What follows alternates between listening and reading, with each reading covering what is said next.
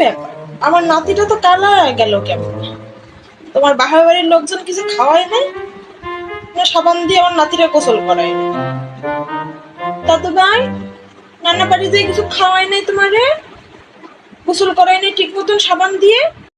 না না দাদি, আমার নানু অনেক গুত্তু খাওয়াইছে, অনেক গুত্তু খাওয়াইছে। উম, তুমি তুমি মিথ্যা কথা বলো কেন? মিথ্যা কথা বলো কেন তুমি? কালো হয়ে গেছো কেন তুমি? আর কি শুকান ডানা শুকাইছে আমার নাতি। কিছু খাওয়াও নাই আমার নাতি রে, তোমার ভাবি কিচ্ছু খাওয়ায় নাই? কি বলেন আম্মা, আমার মা তো অনেক কিছু খাওয়াইছে। হ্যাঁ, মাছ মাংস এনে খাওয়াও নাই আমার নাতিটারে? এমনি কালো হয়ে গেছে কেমনে আর এমনি শুকাইছে কেমনে? তুমি কইছিলা আমার ছেলেটার এত কইছি আমার নাতিটা নিয়ে যাস না, নিয়ে যা, আমার কথা শুনেই না আমার ছেলেটা, খালি বউর পিছে পিছে দৌড়ায়।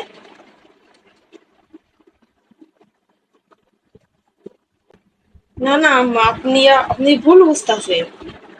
ও তো আগের থেকে একটু শুকনা ছিল, গ্রামে গেছে না, তাই একটু আবহাওয়া চেঞ্জ হয়েছে না, তাই একটু আপনার চোখে এরকম লাগতেছে।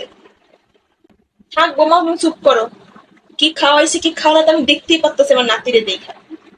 তুমি শুকায় যায় আমার নাতি নাইলে তুমি আমার বলবো, তারপর আমি বুঝবো আমি তোমার থেকে কম বুঝি?